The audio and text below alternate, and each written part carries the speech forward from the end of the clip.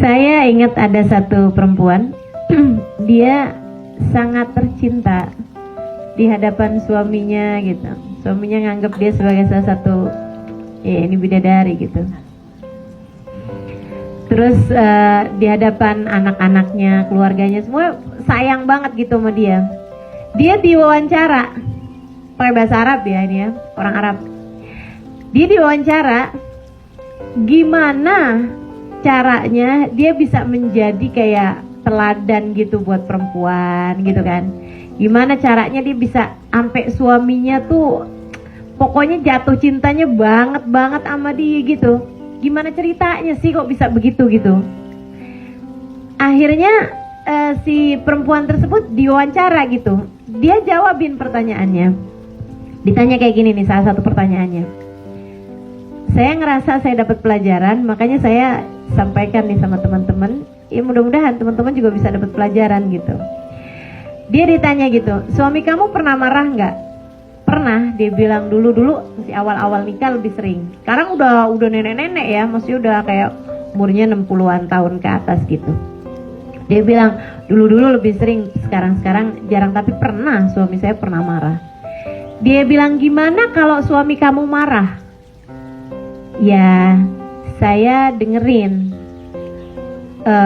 Terus biasanya suami kan kalau marah ngata-ngatain kita, dia bilang gitu kan. Kan biasa kan, suami kalau marah-marah kan ngata-ngatain kan. Maksudnya dikata-katain kita. Kamu tuh kenapa sih kamu begini kan begitu tuh. Dia bilang suami saya kan ngata-ngatain saya. Saya dengerin, dia bilang, tapi saya nggak percaya.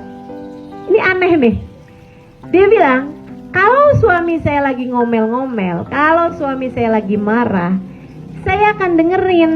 Tapi kalau dia ngata-ngatain saya nggak percaya. Dia bilang gitu.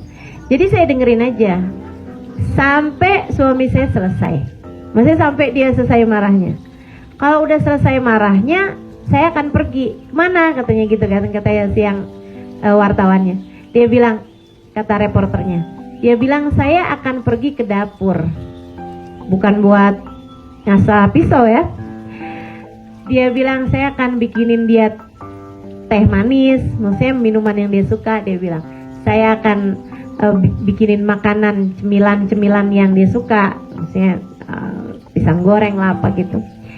Dia bilang habis itu saya akan suguhin sama dia, saya akan ngajak ngobrol dia seperti tidak pernah terjadi apa-apa. Karena saya tahu orang kalau marah capek.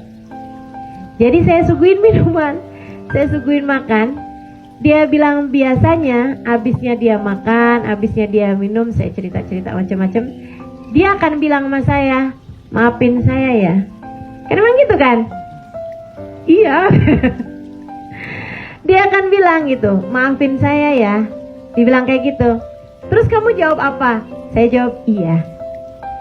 Terus dia akan ektidar, akan nyari alasan. Saya tuh tadi ini loh. Saya waktu tadi ngomong begini begitu tuh saya enggak maksud kamu begitu. Kan begitu tuh. Dia akan ektidar, dia akan nyari alasan. Maksudnya dia akan memberikan klarifikasi bahwa apa yang disampaikan itu enggak benar gitu kan, bahwa dia itu memang lagi marah aja begini begitu apa segala macam. Terus pada saat itu dia bilang, saya akan percaya sama dia. Ini orang berakal banget loh si perempuan ini.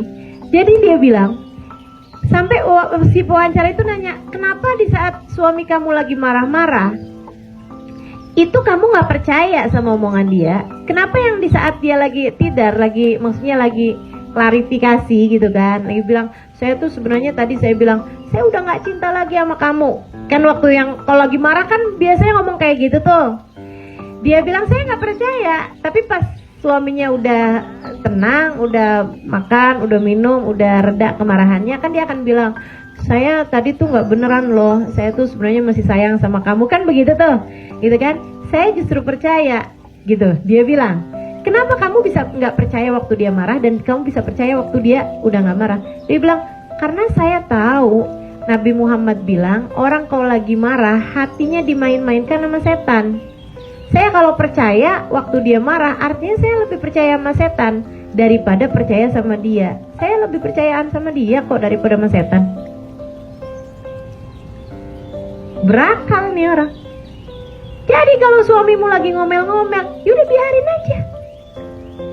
Kalau dia lagi ngata-ngatain kamu, saya tuh udah gak sayang lagi sama kamu, saya tuh udah sebel sama kamu, saya tuh udah gak tahan hidup sama kamu gitu. Dilihatin aja, tapi jangan percaya. Siapa bilang, alah sayang gitu kok. Nggak percaya saya sama kamu. Lihatin aja, tapi nggak usah dijawabin juga ya. Nanti dia tambah marah. Ya udah aja gitu, kayak dengerin gitu kan, kayak ini gitu. Kalau perlu kamu minta maaf gitu kan, ya maafin saya. Udah gitu aja. Kalau dia lagi marah, nih ya teman-teman saudaraku sekalian, marah kan gak enak. Jangan mau ketularan. Kalau dia lagi marah, udah biarin dia aja yang marah, kamu jangan. Suami saya pernah bilangin saya, dia bilang suami istri itu kayak orang naik ayunan. Ayunannya satu, jadi biarin salah satu aja yang naik, salah satu ngedorong. Jangan terlalu kenceng dorongnya, ntar dia jatuh. Jangan juga terlalu lambat dorongnya, ntar nggak ada seninya, gitu.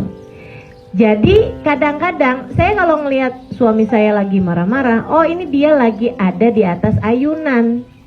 Ya udah, saya ngapain ikutan naik di ayunan tersebut? Nggak usah, saya dorong aja. Dia lagi mau marah, oke. Saya bagian dorong nih sekarang. Kan gitu ya? Jangan kenceng-kenceng, ntar jatuh. Ya udah gitu, saatnya dia mendapatkan dorongan, mendapatkan semangat, saatnya kita kasih itu gitu. Jangan kemudian di saat dia marah kita marah lagi, itu sama aja dengan dia naik ayunan kita ikut tumpang di atasnya.